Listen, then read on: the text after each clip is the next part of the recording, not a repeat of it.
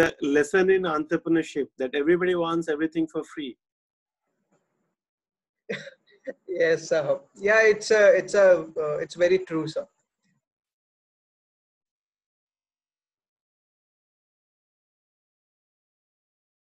I think it's crashed.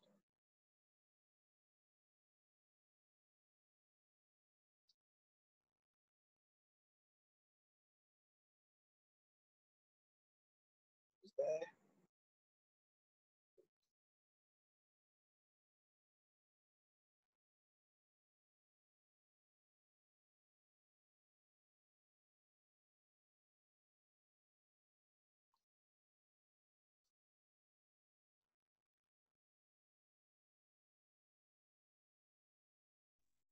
I guess let's start. It will continue by the time all join. We will wait for Yes, a few yes, minutes. let's get started. Yeah, we will get started. Vishal, so you're there? Okay. Yeah, I'm there. Ujwal is there. Harisha is there. They Yeah, have just so joined. they have joined. Okay, Yeah. so we can get it started. We can just do a quick, I think, introduction uh, round. Okay, Naman, you can start introduction. Yeah. Good evening, everyone. My name is Naman Shamsukha. I am currently a student at Oxford Brookes University, pursuing accounting major, and I'm also the country manager at Learning by Traveling. Thank you. Okay, Abhishek Janta. Hello, Yes.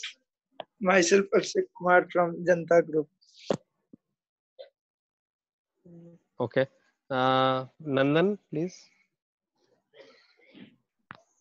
My name is Nandan. I'm from Hyderabad. Okay. Thank you, Mr. Hari. Hello, my name is Hari Kuti. I am from Mumbai. I am currently product development manager with National Chromatography Incorporation. We are into mainly consumables of HPLCs. So I'm taking care of Pan India. Okay, thank you. Sejal.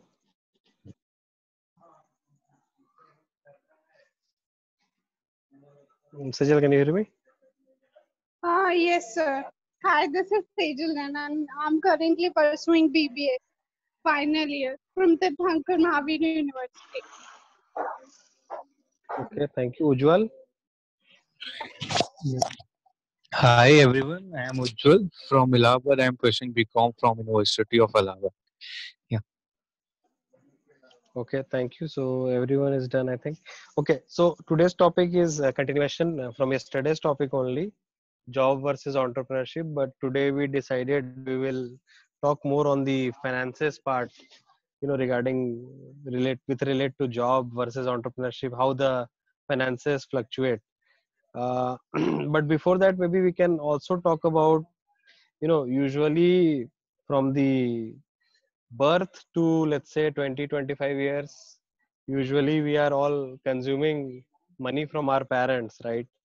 So there is a lot of investment in us, in a way, financially I'm talking.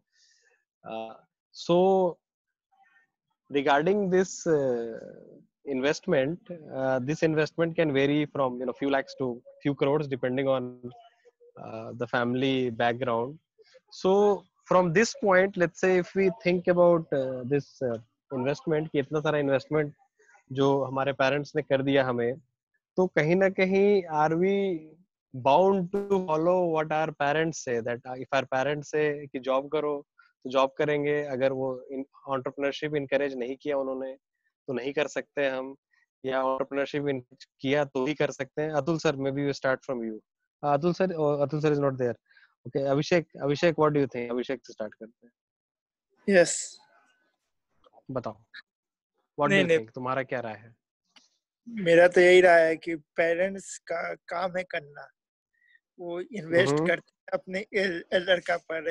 हम लोग का भी जब बड़ा बच्चा होगा तो हम लोग भी अगर कैपेबल रहेंगे तो उसके ऊपर इन्वेस्ट करेंगे, पर लड़का को क्या करना है, वो किस चीज के लिए कैपेबल है. आई थिंक अगर उसको लगता है कि एंटरप्रेन्योरशिप में अच्छा कर सकता है तो उसी फील्ड में जाना चाहिए. गार्जियन का काम है इसे समझाना। ये हर किसी के पेरेंट्स चाहते हैं कि उसका मतलब सेफ एंड सिक्योर हो, पर हर कोई जब यही सोचेगा कि हम दूसरे के अंडर में एक काम करेंगे, सेफ एंड सिक्योर रहेंगे, तो फिर ये काम फिर देने वाला कौन होगा? हर लोग जब अपने आप को सेफ ही महसूस करने लगे कि हम दूसरे के कंपनी में जाके वर्क करेंगे, तो इनफैक्ट अगर लगता है कि हम कुछ अलग कर सकते हैं तो करना चाहिए। एक बात है, मतलब हम कहना चाहेंगे 3.5 साल से हैं, ये फर्स्ट सेमेस्टर से ही हम है स्टार्टअप लाइफ में। पैसा जो भी हो, 5,000 आए, 10,000 आए, 50,000 आए या 5 करोड़ आए, मजा बहुत है। ये मजा कहीं नहीं मिलने वाला। इनफैक्ट जब लॉस होता है उसमें और ज्यादा मजा है, प्रॉफिट से भी ज्यादा सुकून मिलता है कि हाँ कुछ पैसा देकर सीखने और कुछ लॉस करके सीखने का मजा ही कुछ और है। जैसे हम अपना एग्जांपल बता रहे हैं, मेरा रिलेटिव सब ही मेरा प्रोडक्ट सेल करके पैसा रख लिया, सब अब मिलता है, सब सामने भी मिलता है, प्रणाम करते हैं, फिर भी मतलब पैसा का एक बार नाम नहीं लेता है। तो ये सब से और कुछ नहीं, सीखने को बहुत चीज मिलता है जो कि आगे जाकर आने वाले जनरेशन को वो काम देगा। तो अच्छा, इनफैक्ट मतलब ये चीज आपको वो जॉब में कभी नहीं मिल सकता है, कभी नहीं। ओके, ठीक है। Atul sir, what do you think? So question was, I think you missed the question. Question was कि basically if parents has invested so much in the child, should the child follow parents blindly कि job करना है, entrepreneurship करना है, parents बताए उनको, या जब तक parents का support ना हो तब तक वो ना करें, या फिर like they can go against the parents also in this case? What do you think? हाँ, तो जैसे कि स्टार्टअप में क्या होता है ना कि एक बार आप अपने से स्टार्टअप कर रहे हैं, जैसे अभिषेक ने अपना स्टार्टअप शुरू किया और अपने पैसे से कर रहा है, तो अभिषेक कैन डिसाइड, और अभिषेक को खाने पीने के लिए या जो भी रिक्वायरमेंट है बेसिक नीड्स के लिए किसी और से नहीं लेना पड़ रहा, तो Abhishek has the freedom to decide whenever. But जब आप पेरेंट्स के पैसे पे आप खा पी रहे हो या जो भी कर रहे हो, कंप्यूटर खरीद रहे हो पेरेंट्स के, घर यूज कर रहे हो पेरेंट्स का, तो फिर पेरेंट्स भी एक स्टेक होल्डर है, और स्टेक होल्डर है और एक तरह से आपके एंजल इन्वेस्टर है। पैसा कैश नहीं दिया, बट उन्होंने आपको अपने रहने का एक जगह दिया, ऑफिस दिया, आपका घर ही आपका ऑफिस है, आपको जहाँ पे भी आप सोते हो दैट इज योर, आपका बेड इज योर ऑफिस। तो पेरेंट्स इज स्टेक होल्डर, तो उनका हक बनता है कि वो आपको अपना ओपिनियन दें। और जिस दिन आप उस लेवल पे पहुंच जाए कि पेरेंट्स को ज्यादा दिक्कत हो रही है स्टार्टअप में, तो बच्चा बोलेगा कि नहीं नहीं पापा, नहीं मम्मी, मैं अपना स्टार्टअप ही करना चाहता हूँ, तो मैं अभी जा रहा हूँ, मैं अपना स्टार्टअप करने जा रहा हूँ, कहीं और रहूंगा। या अपने घर में भी दूसरे रूम में अपने एक रूम को बना सकता है स्टार्टअप जो, या इस लेवल पे आ जाए, कॉलेज वगैरह में जाता है, स्कूल में, तो इन्हीं में उसको एक फ्रीडम मिला हुआ है, घर पे नहीं रह रहा, कहीं और जा रहा है, हॉस्टल में रह रहा है, तो वहां पे अपना स्टार्टअप चलाएगा ही। घर में पेरेंट्स के सुपरविजन में आप रह रहे हो, पेरेंट्स के पैसे पे रहे हो, तब पेरेंट्स की बात सुनो। और या जो करना भी है स्टार्टअप तो छुप छुप के करो, चुपके से करो, लेकिन खुल्लम खुल्ला पेरेंट्स के सामने नहीं बोल सकते हो कि पापा मम्मी मैं तो स्टार्टअप एंटरप्रेन्योर हूँ। एंटरप्रेन्योर तुम कपार एंटरप्रेन्योर हो, मेरे पैसे पे खा रहे हो और हमको सिखा रहे हो। निकल जाए इस घर से। पेरेंट्स के साथ स्टार्टअप नहीं हो सकता है, मेरा नहीं अभिषेक, मेरा कहना है कि पेरेंट्स क्या हो सकता है, बहुत सारे पेरेंट्स हैं, पेरेंट्स जैसे कि स्टार्टअप को मान लीजिए मैं आपको आप महेंद्र सिंह धोनी टाइप क्रिकेटर हो या तेंदुलकर हो, तो पेरेंट्स क्रिकेट में भी चाहेंगे कि बेटा क्रिकेट तो खेल लो, शौक शाम के 2 घंटा जाके खेल के आ जाओ, लेकिन फिर उसके बाद होमवर्क जरूर करना, पढ़ाई जरूर करना। तो उसी टाइम में पेरेंट्स का इन्फ्लुएंस होता है कि पेरेंट्स थोड़ा सा आपको टाइम देते हैं कि चलो इतना घंटा तुम खेल कूद के आ जाओ, तो वो खेल कूदने वाला जो टाइम है ना, उसी को जगह कोई एंटरप्रेन्योर बच्चा हो तो उसी को अपने स्टार्टअप में यूज कर लेगा कि मैं बाहर जा रहा हूँ तो मैं अपने स्टार्टअप वाले फ्रेंड से मिलूंगा, अपने क्लाइंट से मिलूंगा, कस्टमर से मिलूंगा। बट पेरेंट्स का ज्यादा हक बनता है जब तक कि वो आपका खाना और रहने का पैसा पेरेंट्स दे रहे हैं, और पेरेंट्स बोल रहे हैं कि नहीं तो नहीं, आपको हॉस्टल में आप रह रहे हैं तो हॉस्टल का फीस पेरेंट्स दे रहे हैं, तो पेरेंट्स का हक बनता है। अगर फीस नहीं दे रहा, आपको स्कॉलरशिप मिला हुआ है या आपको कुछ और इनकम से आप चला पा रहे हैं अपने, या जो कमाई से आप जब तक आप कर रहे हैं तो आपका हक है, किसी और के कमाई से कर रहे हैं तो जो पैसा दे रहा है वो इन्वेस्टर है, उसका हक है। स्टार्टअप वर्ल्ड में भी यही एप्लीकेबल होता है कि जिस दिन आपने किसी से पैसा ले लिया, वीसी से पैसा ले लिया, एंजल इन्वेस्टर से पैसा, तो वो वीसी और एंजल इन्वेस्टर का हक बनता है और करेंगे भी कि आपसे बहुत सवाल पूछेंगे और आपको नचाएंगे। अपने आप बंदर हैं, वो मदारी है, वो आपको जैसे से नचा के नाचना पड़ेगा। जिस दिन आप चाहते हैं कि नहीं मुझे बंदर मदारी नहीं नाचना, खुद से पेड़ में कूदना है, इस पे से उस पे में, तो आप अपने इनकम से अपना सारा खर्चा पानी चलाओ। और इसलिए बहुत सारे एंटरप्रेन्योर इन्वेस्टर से पैसा लेना नहीं चाहते हैं। इन्वेस्टर लाइन में लगा होते हैं कि मेरा ले लो, लेकिन एंटरप्रेन्योर नहीं, मुझे नहीं चाहिए आपका पैसा। ये बंदर और मदारी से मैं अग्री नहीं करता हूँ सर। आई डोंट अग्री कि हम बंदर हैं और इन्वेस्टर जैसा चला रहे हैं वैसा चलेगा। Strict no from my side. Saurabh, your voice is breaking I think. अभी ठीक है। Hello, am I audible? अभी ठीक है। Yes, मैं ये बोल रहा हूँ, अतुल सर ने बोला कि इन्वेस्टर जो है वो मदारी है और जो स्टार्टअप फाउंडर्स हैं वो बंदर है। आई मतलब 100% disagree to this point. It is not true for 100%। अगर वो बंदर पैसा रेस कर रहा है तो आई एग्री वो बंदर है। तो आई डोंट थिंक ये 100% ट्रू है। At least if this not true for our case. ये क्लियर नहीं हुआ कि which part you don't agree with, मतलब कि which part। मैंने जो कहा, मैंने एक मेटाफोर दिया था। मैं ये बोलता हूँ कि अगर फाउंडर्स में दम है तो इन्वेस्टर्स रूल नहीं करते हैं, फाउंडर्स रूल करते हैं। मैं ये बोलना चाह रहा हूँ। It could be vice versa also, with all due respect. तो शायद मैंने भी यही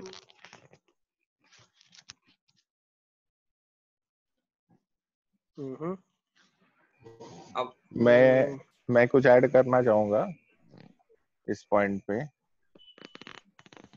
हेलो, प्लीज जी।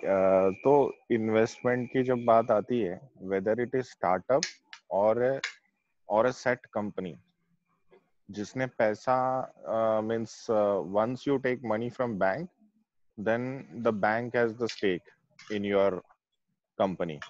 तो भले ही आप you are the owner, but still the same case is with the company, like bank will be the madari and the company will be the monkey, like the director and the employees, everyone will be monkeys. So sorry, I don't agree to this also. Ownership doesn't mean कि वो मदारी है। No, ownership doesn't mean कि वो policy वो drive कर रहा है। नहीं, पॉलिसी देखिए इसमें अगर एक-एक करके, yes Mr. Hari, please finish what you want to say. Yes. Sorry. इसमें पॉलिसी, जो कंपनी की जो पॉलिसीज होती है वो भी फाइनेंशियल ड्रिवन होती है। उनका फाइनेंसेस कैसा है, if their account is very good and उनको किसी से लेने की जरूरत नहीं है पैसा, सो ऑब्वियसली द डायरेक्टर और the one who owns that money उसका चलेगा वहां पे। But if you are getting invested through some fundraisers or through some banks, so in that case bank को भी आपको timely जवाब देना होता है। You have to timely repay your like whatever current account होता है, तो you have to keep it maintained. So in that case मुझे मतलब ये even Reliance, companies like Reliance भी, उनका भी बहुत बड़ा डेप्ट था। So that's why they were running just to make debt free, because once you come under the bank, you are no more like your decisions will always be influenced by the investors. तो ये चीज तो है। Maybe the term can be different if not like Madari and बंदर, तो may be कुछ और हो सकता है, बट हाँ, बट इन्फ्लुएंस रहता है वहां पे। ओके, और वन मोर, और एक स्टार्टअप के जो मैंने अभी सुना सबका, so I just want to add one more thing in that, कि जब तक कि आप रिस्क नहीं लोगे, I don't think it is a startup.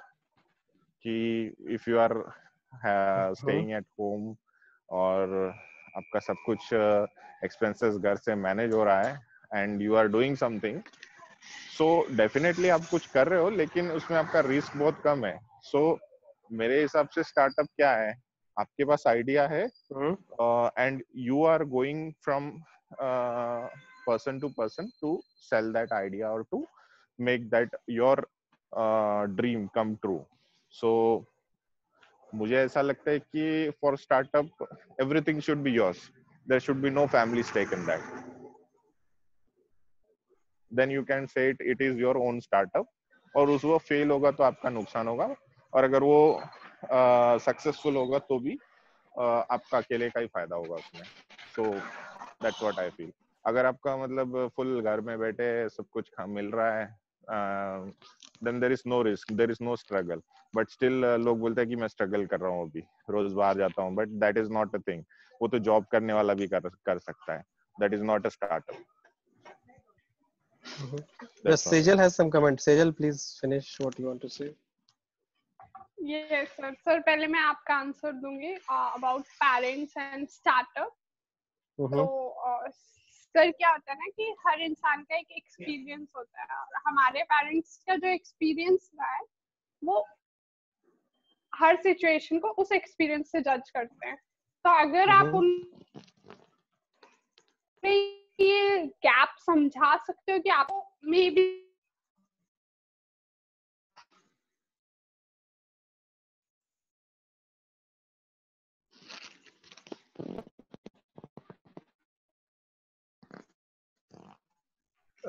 Sejal ma'am, are you there? Are you there, Sejal? I think your voice. Hello. Yeah. Yes, now better. हाँ बोलो.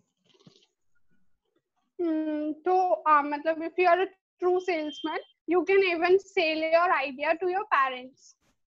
It's no big deal. बाकी उनका जो एक्सपीरियंस है आपको थोड़ा सा उससे लिंक करना पड़ेगा और उनको चेंजेस समझाने पड़ेंगे, and it will be damn easy.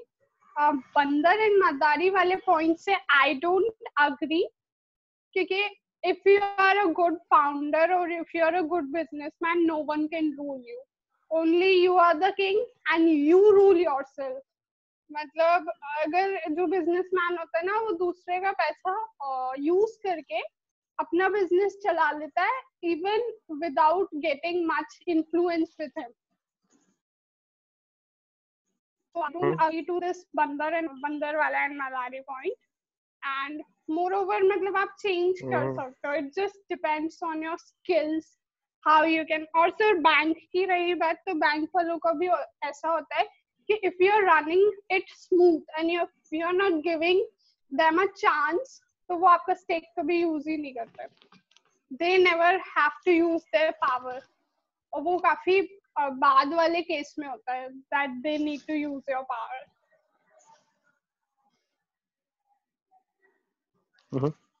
Yes, Saurav, please. दो चीजें हैं. पहला, हरि जी ने बैंक का बात कहा, तो I am not referring to bank, क्योंकि बैंक लोन देता है. और अतुल सर ने कहा था अबाउट इन्वेस्टर्स स्टेक होल्डर होते हैं, वो शेयर्स लेते हैं, they are owners of the company. Now जो मुझे पॉइंट सही नहीं लगा, जो मैंने पहले भी बोला था, बंदर और मदारी वाला पॉइंट, कि मे बी उन्होंने अपने लाइफ में ऐसे फाउंडर्स एक्सपीरियंस किए होंगे जो इस टाइप के रहे होंगे, जो मदारी उनको रूल कर रहे हैं. आई नो मेनी, मतलब I without revealing too much about clear देखो and a lot of my friends, there are people who exist, their startup founders exist in this world without naming anyone, who demand कि मैं ये business नया खोल रहा हूँ and I need 1 crore rupees for that and investors give. So बस मुझे इतना बोलना है without revealing too much. मैं अपने बंदे वाला थॉट कंप्लीट कर दूं विशाल? प्लीज. तो मेरा जो पॉइंट ये था कि सारे बंदर पिंजरे में नहीं होते हैं, या सारे बंदर किसी मदारी के अंदर नहीं होते हैं. बहुत सारे बंदर जंगल में पे या कहीं पे भी देखते हैं पेड़ से पेड़ बिल्डिंग कूद रहे होते हैं. तो जिसने पैसे नहीं लिए किसी और से, खुद से सेल्फ फंडेड है या सेल्फ सफिशिएंट एंटरप्रेन्योर है, वो वाला बंदर है कि आजाद बंदर है. उसको जहां मन जिस पेड़ पे चाहेगा, जब तक चाहेगा फल खाएगा, जो मनाएगा करेगा. तो एंटरप्रेन्योर ज्यादा उस तरह के बंदर होते हैं. लेकिन कुछ एंटरप्रेन्योर्स को आफ्टर पॉइंट उनको लगता है कि मैं किसी के साथ में चले जाऊं तो मुझे बहुत जगह पे मदारी के साथ जाऊंगा तो मदारी जी जगह लेके जाते हैं, उनके पास बजाने के लिए भी इक्विपमेंट है, ऑडियंस भी लेके आ जाते हैं, तो इन्वेस्टर वो वाला काम करता है। मदारी में उस से बोला था कि कैसे एंटरप्रेन्योर क्या बिहेव करेगा, मैं बहुत ज्यादा नहीं, थोड़ा इन्फ्लुएंस रहेगा। इन्वेस्टर जो है आपका, जो एंजल इन्वेस्टर या वीसी है, वो आपको 10 जगह ले जाएगा और 10 जगह लोगों से मिलवाएगा, कस्टमर से मिलवाएगा, इन्वेस्टर से मिलवाएगा, बहुत कुछ कराएगा। तो हर मदारी खराब, मतलब मदारी बंदर का अच्छा से ख्याल भी रखते हैं, और हर बंदा जरूरी नहीं कि मदारी के साथ रहना चाहे, हर बंदा चाहे नहीं मुझे नहीं चाहिए, कोई और डिसाइड करे मुझे कहाँ परफॉर्म करना है, कब परफॉर्म करना है, जब मेरी मर्जी तब मैं काम करूंगा, जब मेरी मर्जी नहीं करूंगा। तो बहुत सारे एंटरप्रेन्योर उस तरह के होते हैं, तो दोनों टाइप के होते हैं, या दोनों के बीच में भी होते हैं मिक्स। तो मेरा मेटाफर उस सेंस में था कि आपको फ्रीडम चाहिए ज्यादा, या आपको थोड़ा सा वो मार्केट एक्सेस या फाइनेंशियल ज्यादा लेवरेज चाहिए।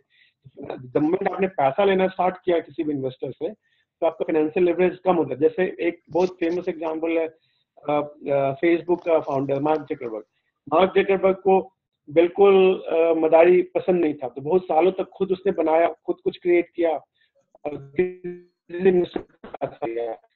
पहला पैसा उसने बड़ा पैसा लिया, तो उसने पीटर थियल ने शायद उसको $100 मिलियन कुछ बड़ा पैसा दिया, और फिर बाद में बाकी इन्वेस्टर भी आके लेने लगे। बट आज भी इवन आईपीओ होने के बावजूद भी उसने ऐसा फाइनेंशियल स्ट्रक्चरिंग की है बहुत क्रिएटिवली कि आज भी फेसबुक पे सबसे ज्यादा कंट्रोल मार्क जकरबर्ग का है।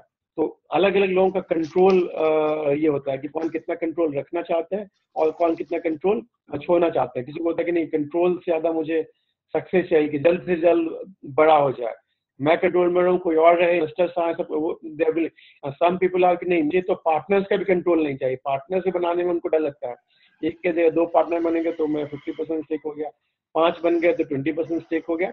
And many people are not cool with idea, नहीं मुझे जो मना है वो करूंगा, क्योंकि पार्टनरशिप में काफी कुछ होता है कि बाकी पार्टनर्स आपको बोलते हैं कि नहीं ऐसे नहीं ऐसे, वैसे ये फोन साइज ये नहीं, कलर ऐसा नहीं, लोगो ऐसा नहीं। पार्टनर्स में काफी क्रिएटिव डिस्कशन और आर्गुमेंट होता है। बहुत फेमस है झगड़ा स्टीव जॉब्स और स्टीव वॉजनिक का, अच्छा पार्टनरशिप था, कॉम्प्लीमेंट्री। वॉजनिक को बनाना आता था और स्टीव जॉब्स को बेचना आता था। और इस तरह के बहुत सारे, जैसे माइक्रोसॉफ्ट में क्या नाम था, पॉल एलन और बिल गेट्स का। तो पॉल एलन थोड़े सीनियर थे और बिल गेट्स थोड़े यंग, थोड़े ज्यादा डिफरेंट टाइप के थे प्रोग्रामर। तो अलग अलग सिचुएशन, कहीं कहीं 5 पार्टनर 7 पार्टनर होते हैं, तो आपस में भी काफी आर्गुमेंट्स होते हैं, डिस्कशन होती है। बट फिर दे एग्री टू डिसएग्री कि नहीं ये काम चलो, जो भी उन्होंने एक मुखिया सेलेक्ट किया होता है कि किस डायरेक्शन में जाना है। प्लेन का पायलट एक ही रहेगा, बाकी सारे लोग रहेंगे, नेविगेटर रहेंगे या एयर होस्टेस रहेंगे, बट कार का ड्राइवर एक रहेगा, and that is called the CEO. कहीं के भी तो नहीं, यहाँ पे हम लोग एक नहीं 2-3 रहेंगे, तो 2-3 को फाउंडर होते हैं कि कुछ पार्ट के लिए ये को फाउंडर रिस्पॉन्सिबल है, कुछ के लिए को फाउंडर। तो अलग अलग मॉडल्स होते हैं कि कितने से किसको देना है, कितना कंट्रोल किसको देना है। एक और मदारी है, जब स्टार्टअप बड़ी हो जाती है ना, तो बहुत सारे स्टार्टअप क्या करते हैं कि एडवाइजर्स को रखते हैं, उनको एडवाइजरी बोर्ड बोलते हैं। तब एडवाइजरी बोर्ड बहुत चीजों के साथ आता है, वो आपके डे टू डे में नहीं मतलब है उसको क्या कहाँ जाए क्या करो, बट एंड ऑफ इट बंदर से पूछेगा कि बंदरों की टोली से पूछेगा कि कहाँ कहाँ गए, किस किस जंगल में गए, कितना फल तोड़े, क्या हुआ, तो वो हिसाब जरूर पूछेगा। कुछ लोग पूछते हैं रेगुलर बेसिस, कुछ लोग बोलते हैं रिपोर्ट भेजो काफी है, कुछ लोग बोलते हैं साल भर बता दो, कुछ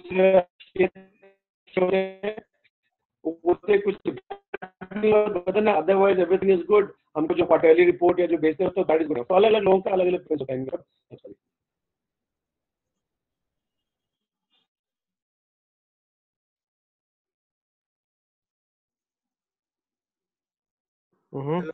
Atul sir, are you there? Yes, Mr. Ravi wanted to say. Yes, Ravi. Yeah. Am I audible?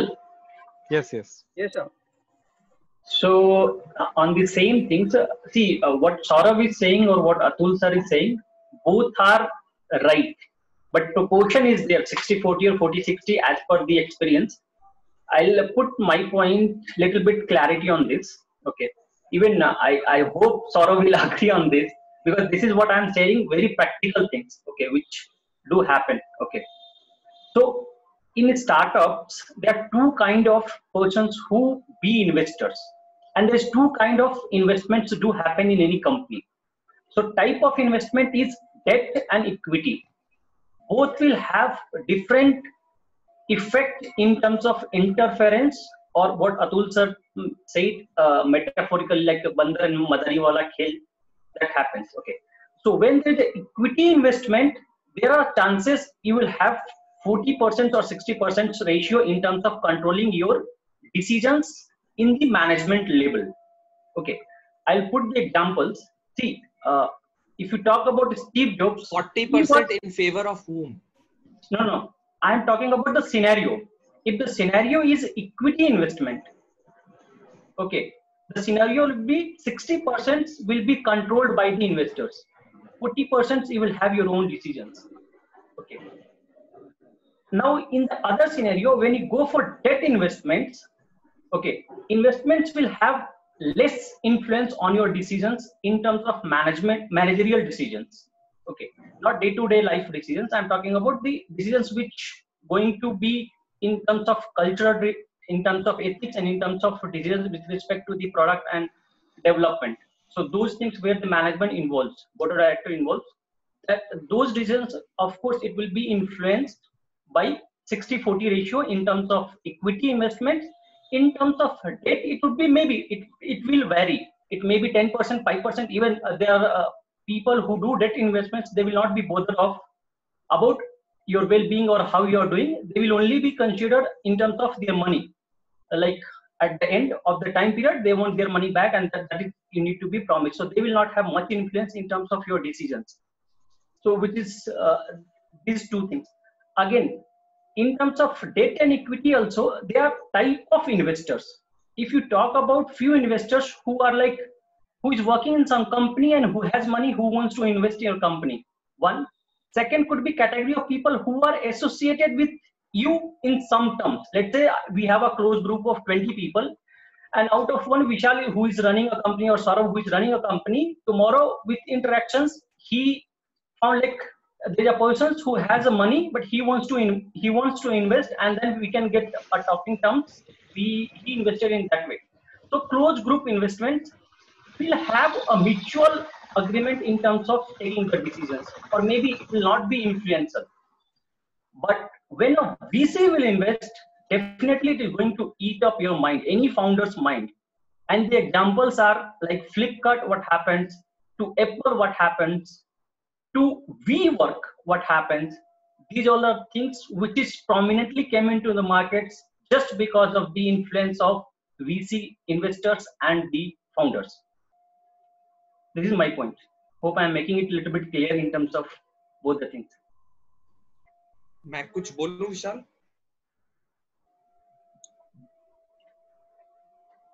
Okay, if nobody say, am I audible? Please. Yes. So it is. So I do not agree with Ravi.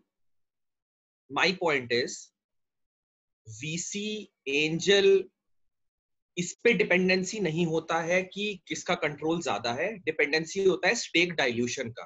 Dependency होता है कि board seat में कौन है. मतलब मैं अब थोड़ा सा इसको इन डेप्थ जा रहा हूं. अगर आपके पास वोटिंग राइट्स हैं तो आप कर सकते हो डिसीजन मेकिंग. अगर सिर्फ लेट्स से फाउंडर्स के पास 100% स्टेक है, एक नया इन्वेस्टर आया, उसने कुछ पैसे डाले, उसके पास 1% स्टेक है, ही विल नॉट इंटरफेयर. तो वीसी क्यों इंटरफेयर कर रहे हैं? क्योंकि वीसी के पास, जब वीसी तक पहुंचता है स्टार्टअप, तब फाउंडर्स के पास 5% बचता है और वीसी के पास 20% हो जाता है. तो फाउंडर्स माइनॉरिटी स्टेक होल्डर हो जाते हैं. इसलिए डिसीजन मेकिंग में they have to take permission और they have to take approval of the board. और जब फाउंडर्स एक लेवल से नीचे आ जाते हैं तो बोर्ड सीट पे फाउंडर्स के अलावा 50 और लोग आ जाते हैं. तो वो वाली चीजें होती हैं. It is nothing to do with VC और ये. It is to do with किसके पास स्टेक ज्यादा है. जिसके पास स्टेक ज्यादा है वो मालिक है कंपनी का, और he takes all the decisions. This is my point. Okay.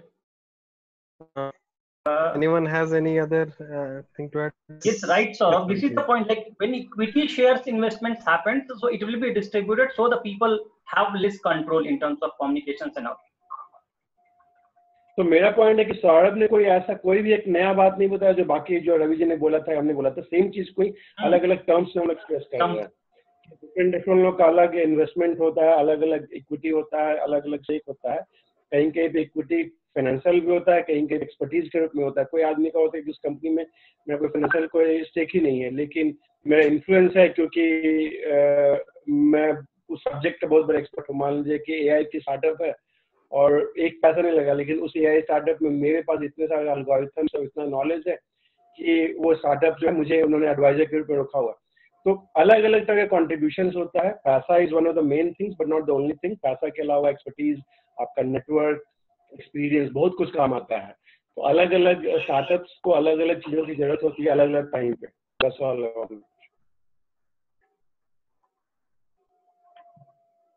They tell you the live practical example. There are chances or there are things happening in the market. When VC come and fund your company, they will put one person in your company on your company payroll, and that person will be reporting each and every tit and bites of your company to that VC, and anytime moments they can come and like do irregular things. See, this is where exactly happened. The Flipkart is the best example. When Walmart decided to invest at that time, already Sachin Bansal moved out because of the non-priority of the discussions, and Bini was there, and then things abruptly happened when Bini signed the deals, and then Walmart take over, throwing him out. Okay. You want to add, Saurabh, in this? Sir, जो आप रवि जी जो आप example ले रहे हैं ना, we are talking about, you are talking about giants. You are talking about 0.001% startups. What about the rest 1 lakh startups in India? मैं उनकी बात कर रहा हूँ. Saurabh, these are the companies which is known to us, and there are thousands of companies which is not in news or not aware of because they have not been to the media segments. So we are not even aware of those companies who shut down just because of all these things. And one more point I want to add that is there's a famous guy, you might have heard of this guy, Rahul Yadav. Rahul Yadav ने अपनी housing.com start की थी, and one of the investors was a very famous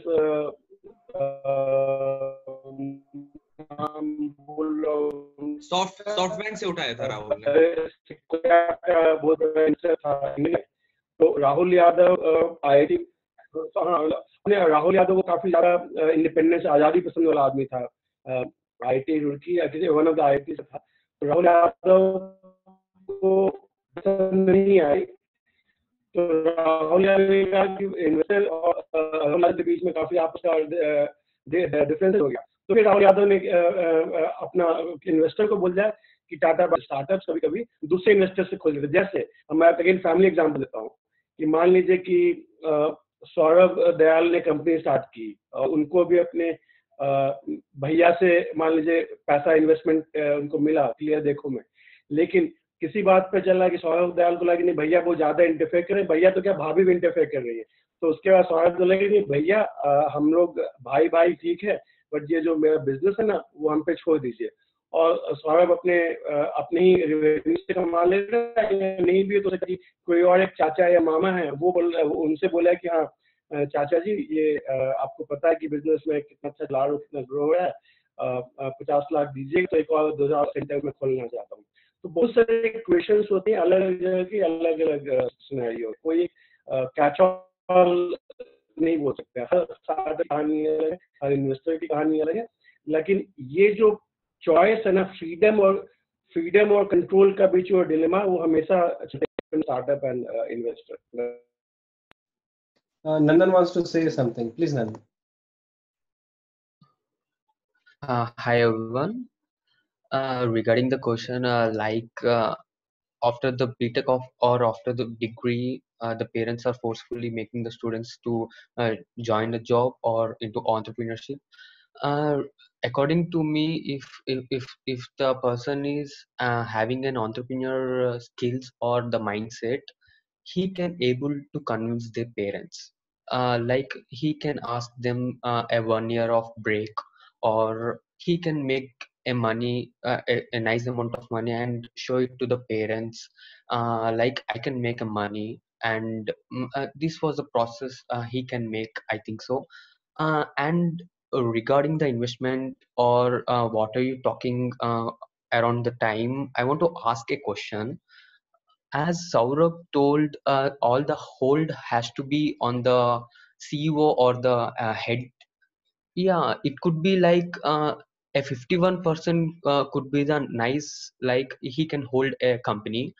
Uh, is there any problem like if we drain a 49%, not only to the investors but to the people who I can bring them and I can give the share to them and I can make them to work for me, like take a 5% share to some person, and is that okay? I drain 49% like that. Not only keep like we have to keep for the investment for the 20%, and is that okay that draining the invest company for the good people to accommodate them?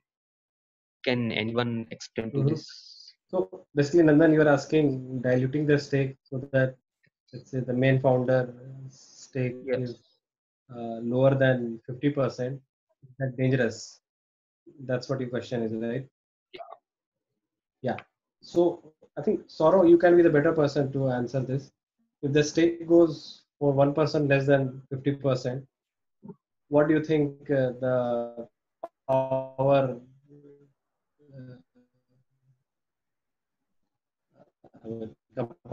compartment happens? Like, कैसे distribute हो जाता है? देखो ये startup के stage पे depend करता है आप कितना आपका फंड रेज करना है. अगर मुझे पैसा चाहिए, मेरा स्टार्टअप बंद होने वाला है, तो अगर मुझे पैसा मतलब इट इज द एंड और मुझे पैसा चाहिए और हो सकता है उस पैसा लेने से मेरा स्टेक जो है वो 50 से कम हो जाए, तो कुछ कर सकते हैं हम लेंगे ना फाउंडर्स. जब हम स्टार्ट करते हैं